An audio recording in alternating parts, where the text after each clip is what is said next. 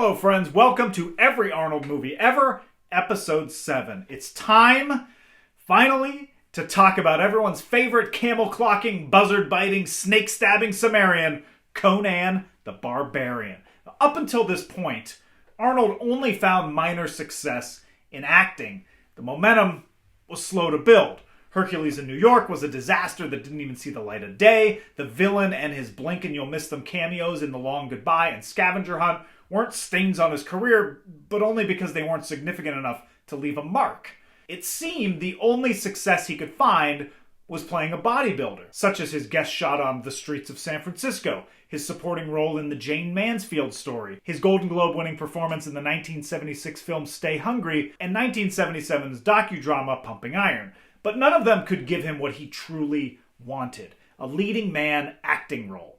At that time, it was hard to see how that could possibly happen. He didn't match the dramatic leading man mold of the time, like an Al Pacino or a Dustin Hoffman, and the action stars of that era looked like your uncle who always smelled like Seagrams and cigarettes. Clint Eastwood, Gene Hackman, Charles Bronson, shit. Not even Superman had a six-pack. Guys, he's a superpowered alien. He doesn't need to do side planks. You could argue Stallone was the closest, but he was built like a boxer and he was playing a boxer.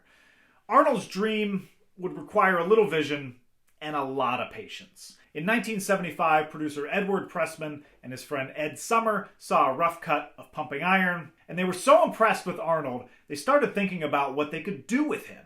Summer had an idea, and he took Pressman to his comic shop to introduce him to the world of Conan. Created by Robert E. Howard, Conan first appeared in the pulp magazine Weird Tales in 1932. He's a highly skilled swordsman, a strong leader, and an intelligent tactician living in the Hyborian Age, a fictional time after the destruction of Atlantis, but before the recorded events of human history. The Conan stories popularized the sword and sorcery genre, which is pretty self-explanatory. Dudes with swords roaming the earth, killing wizards and crazy beasts and shit. Basically any Frank Frazetta painting you've seen. In 1970, Marvel started printing a Conan comic, which was hugely successful. Pressman saw the potential and approached Arnold in 1977 about taking on the role. There were so many different Conan stories to pull from, the original intent was to make this Arnold's James Bond series, something he could return to over and over again. The first draft of the script was written by Ed Summer and Roy Thomas, who wrote the Conan comic. But it wasn't enough to get the project moving. Pressman was only able to sell the concept to Paramount if Pressman hired a named screenwriter to write it. Pressman had just read an early draft of a little movie called Platoon, and so he hired its writer, Oliver Stone. Stone was told to write without guardrails. So Stone devoured all the Conan books and comics, and maybe some other things, and went to work. But instead of setting the story in the Hyborian Age, Stone set it in an apocalyptic future. It was a massive, bloated story with mutants and vampire bats and all sorts of crazy shit. Stone's version would have cost $40 million. I can't really blame him. They told him to write whatever the fuck he wanted. And Paramount was like, we can literally see the cocaine sweat on these pages. No thanks. On the director front, things weren't looking much better. They were struggling to get anyone to come on board. Stone was discussed, but not seriously. They asked Ridley Scott, who was just coming off of Alien, but he declined. And eventually, Pressman was so frustrated, he took the project to Dino De Laurentiis, a successful Italian producer who relocated to America in 1976 and already had a number of hits, including Serpico, Death Wish, and 3 Days of the Condor. De Laurentiis bought it, which almost brought Arnold's involvement in the movie to an end. It turns out, De Laurentiis didn't like Arnold very much, all because of a meeting they had several years prior for the role of Flash Gordon. Here's how Arnold recounts the story. De Laurentiis was like an emperor. He had this huge, ornate antique desk, long and wide, and maybe even taller than a standard desk. Wow, look at this desk, I thought. Dino himself was a little guy, very short, and I had this urge to say something complimentary, but also funny. What popped out of my mouth was, why does a little guy like you need such a big desk? Needless to say, that was the end of the meeting. Dino wanted Arnold off the movie. He called him a Nazi, but the saving grace was that Pressman remained on as producer with approval rights for casts. So Arnold survived, thank God. De Laurentiis had the pull to get the movie made, and so he took it to Universal, and he approached director John Milius, who gave us Dirty Harry, and he also wrote the infamous Jaws Indianapolis speech. You know the thing about a shark, he's got lifeless eyes, black eyes, like a doll's eyes. Milius agreed to direct, but only if he could rewrite Oliver Stone's insane draft. He called it a feverish dream under acid.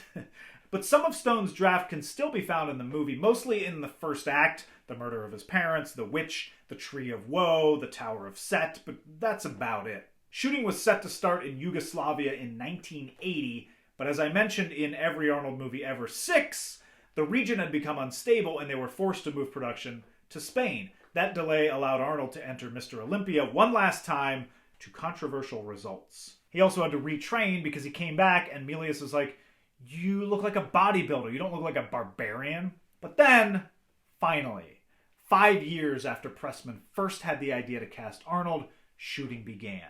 Arnold worked tirelessly for the role, sword training for 3 months straight, working endlessly with Milius to get the dialogue right, channeling that dedication he once put into bodybuilding into the English language. He was frequently injured because he says there weren't stunt doubles his size, but Milius told him, pain is temporary, film is forever, and Arnold made it through the filming. Growing up, my memories of Conan are more closely associated with the cute and cuddly Conan movie, Conan the Destroyer. You know, the PG version with Grace Jones and Wilt Chamberlain and Conan ripping off the horn of Dagoth. That one played on cable constantly. I've seen it 1,000 times. Conan the Barbarian, though, was like a little more elusive, just out of reach. It was a movie I wasn't allowed to watch, an adult movie, which of course made me want to see it even more. I don't remember when I finally did see it, but I was definitely still too young, and it seared certain images into my brain, mostly anything involving James Earl Jones, and we'll get to that. The movie opens with a classic quote from the great philosopher Kelly Clarkson. "What doesn't kill you makes you strong." And then we get some VO from a disembodied voice of a character that we won't meet for like an hour and a half. "It is I, his chronicler, who alone can tell thee of his saga." And it seems like a strange choice. It makes a little more sense when you realize Arnold was originally going to narrate it, but I think maybe the Universal suits saw the Jayne Mansfield story and thought, maybe not. The people that worked with her said that she was always kind to everyone on set. Off the bat, we're introduced to young Conan, coming soon to NBC, and Conan's father, who espouses the riddle of steel. "And in the darkness of chaos, they fooled Crom, and they took from him the enigma of steel," which explains the importance of steel to their people. Shortly after, a group of warriors massacre everyone in the village, including Conan's father, to collect the aforementioned steel. We're then introduced to Thulsa Doom, played by James Earl Jones, and Jones said he approached playing Doom like a Jim Jones-style cult leader with tremendous power over his followers. And there's something else about him. Conan and his mother are the only ones who have survived. They're confronted by Thulsa, and he essentially stares Conan's mother to death.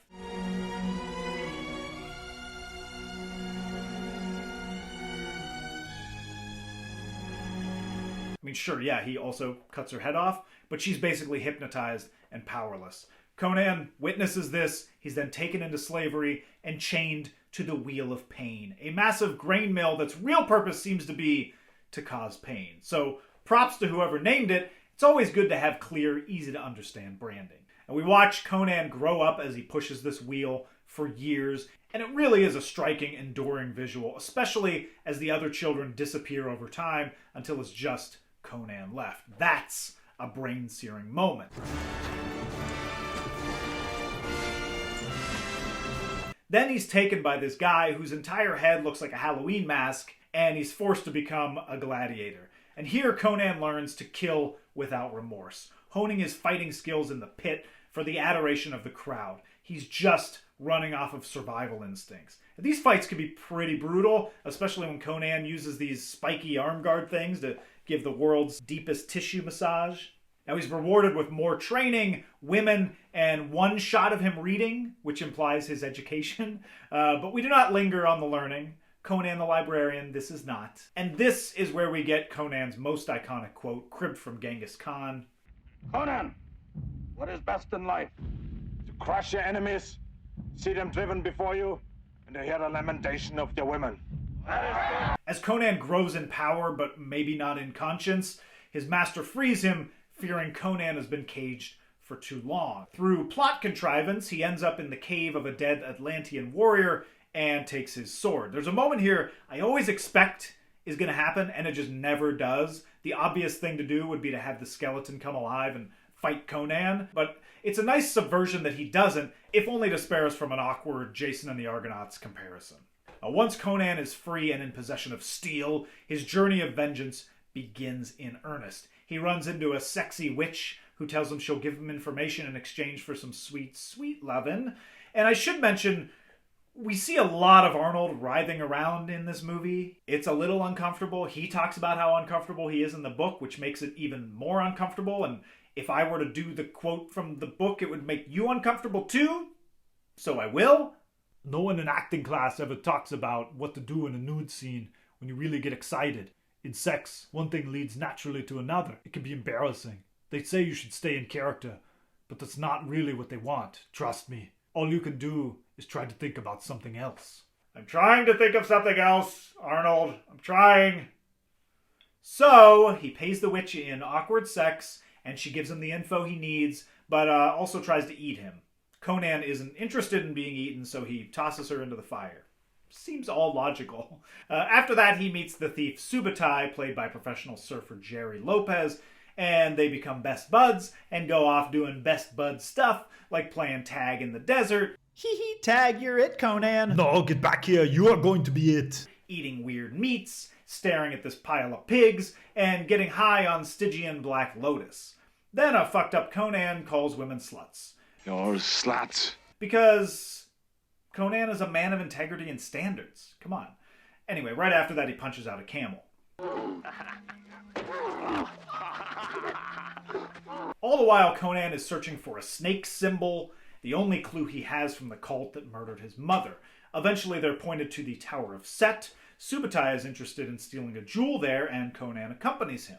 On their way in, they meet Valeria, played by professional dancer Sandal Bergman. She is not a professional actor, but you'd never know it by all the advanced eyelid work she does.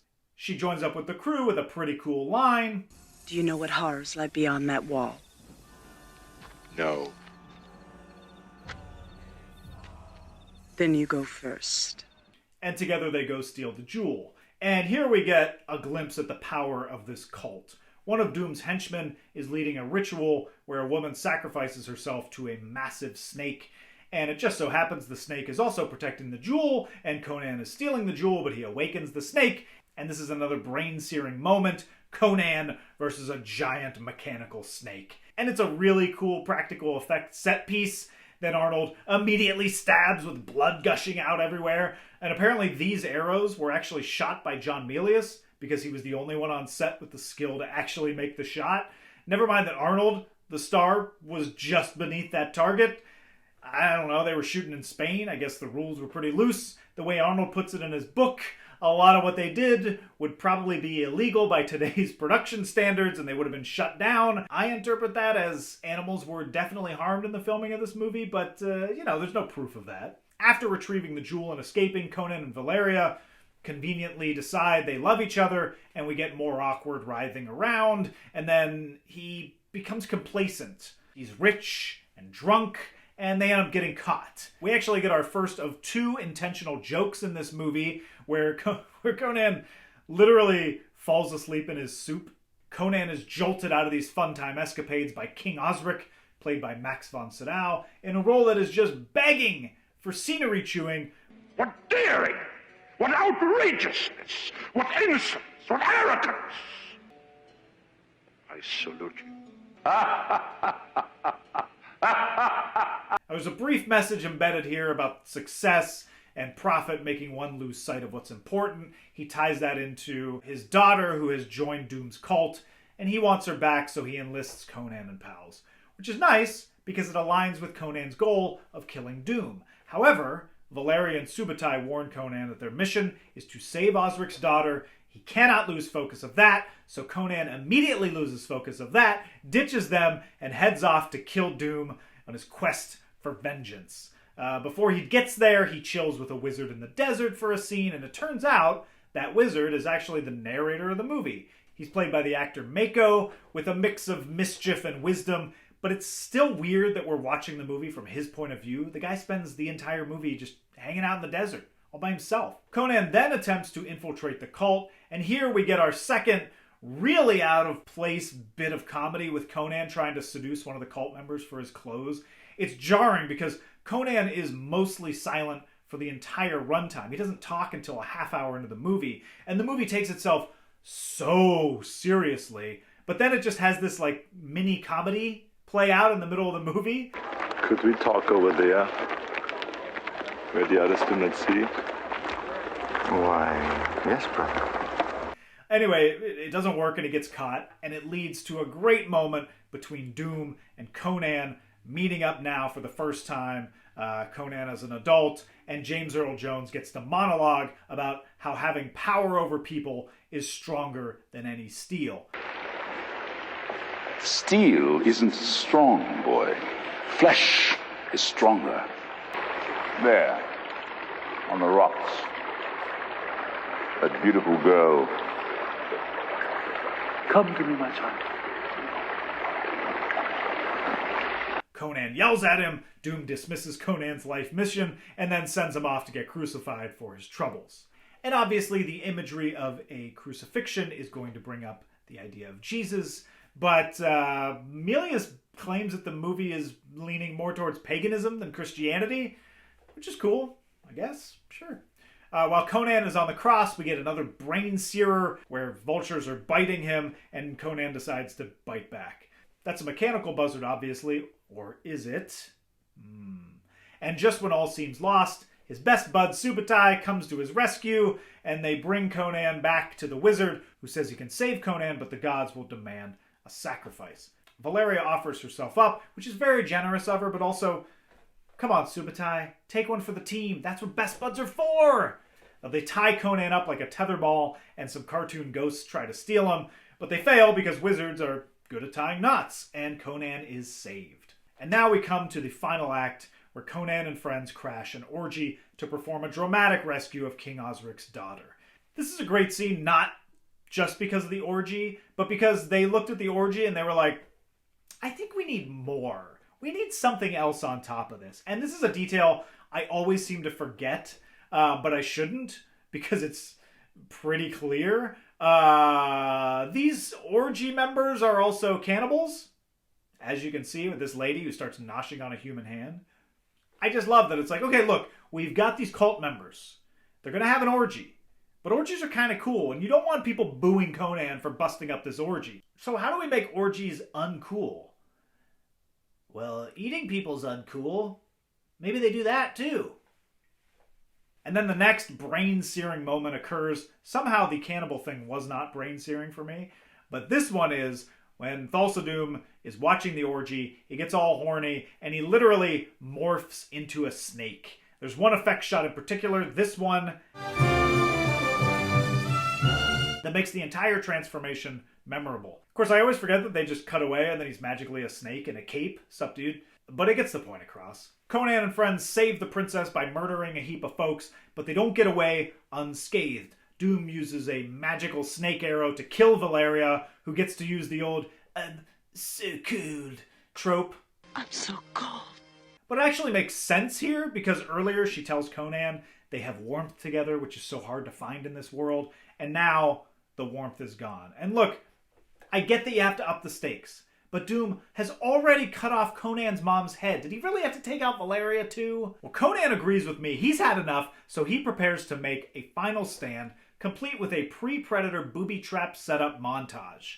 Now, some of these booby traps are pretty shitty. They don't actually do anything, but this one works at just the right time, saving Conan, and it's pretty dope.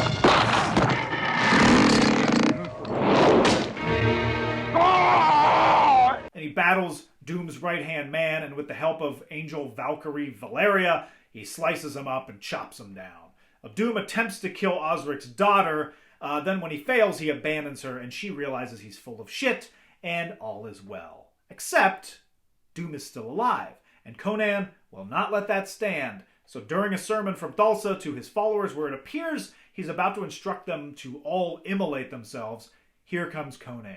And we get another great monologue from Doom about how he's pretty much responsible for making Conan the man he is today. So basically, he's Conan's daddy.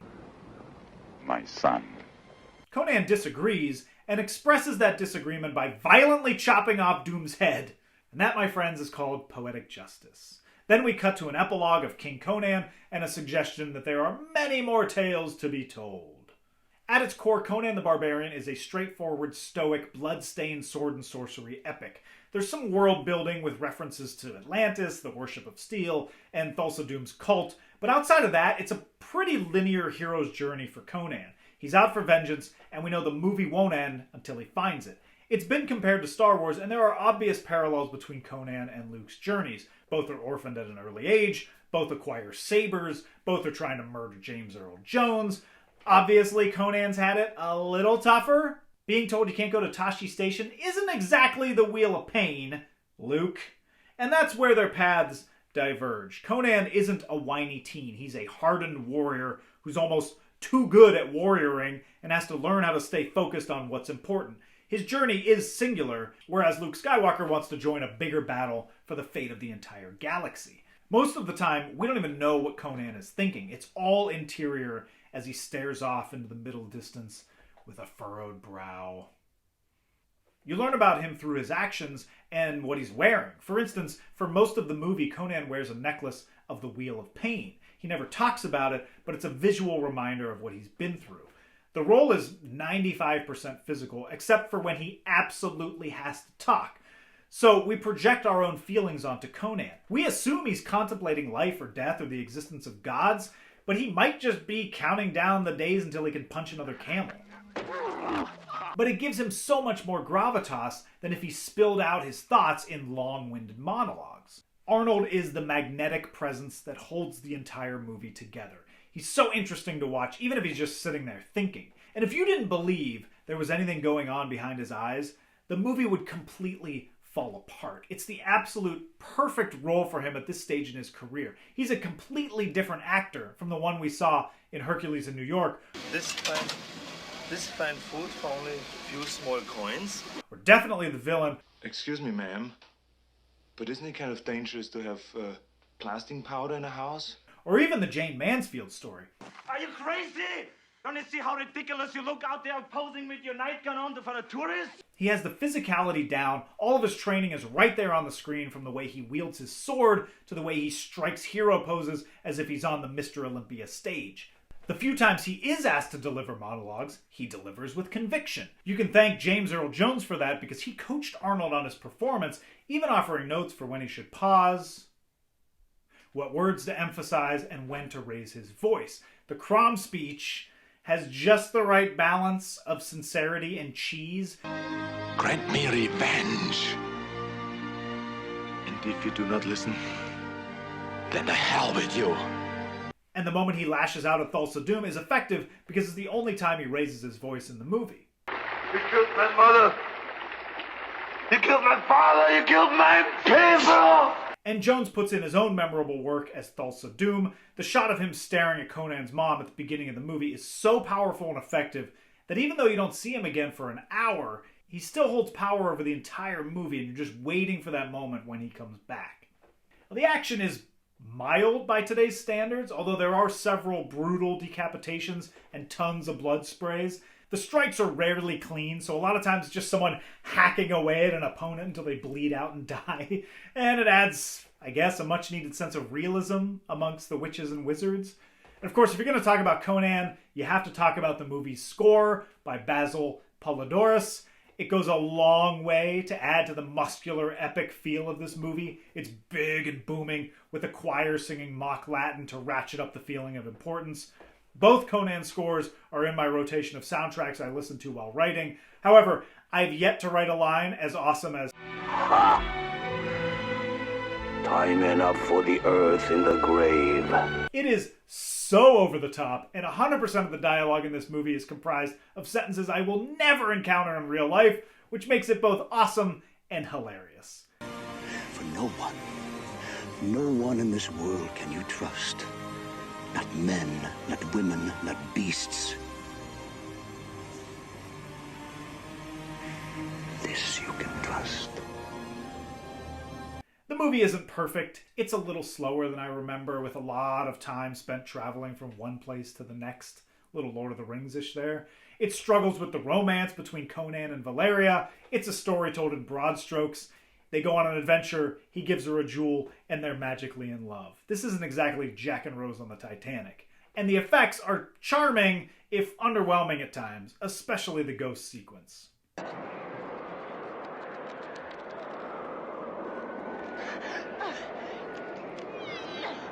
Conan the Barbarian was released on my birthday, May 14th, 1982, and it's everything a 3-year-old could have asked for. It opened at #1 at the box office and went on to make nearly $80 million worldwide on a $20 million budget. But it wasn't a unanimous triumph. It received mixed reviews from critics.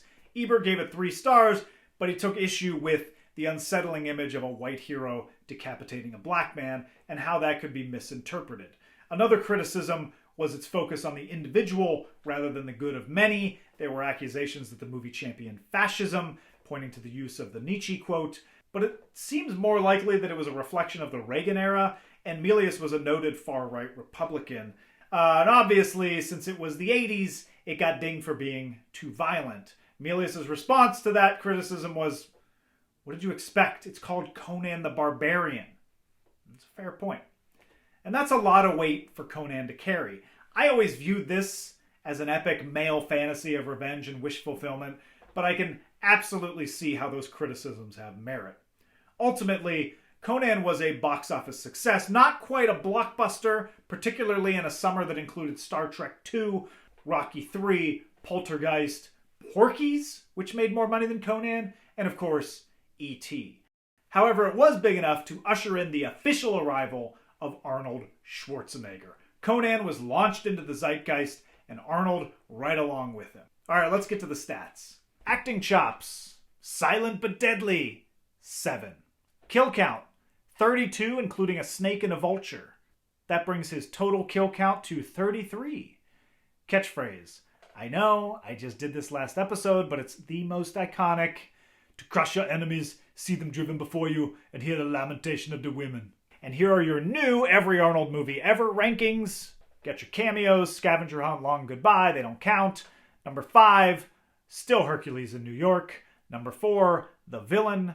Number 3, Stay Hungry. Number 2, Pumping Iron. And the new number 1, Conan the Barbarian. With Conan the Barbarian, Arnold achieved his dream of becoming a leading man after 12 years of struggling to find his place. The public finally saw a version of Arnold that made sense as a movie star, and he was just getting started. And so am I. Because next episode, Arnold returns to the role of Conan in the super fun, kid-friendly, PG-rated Conan the Destroyer. That's going to be fun to talk about. See you next time. This is a great scene because not only is it an orgy, it's an orgy with cannonballs. Cannonballs?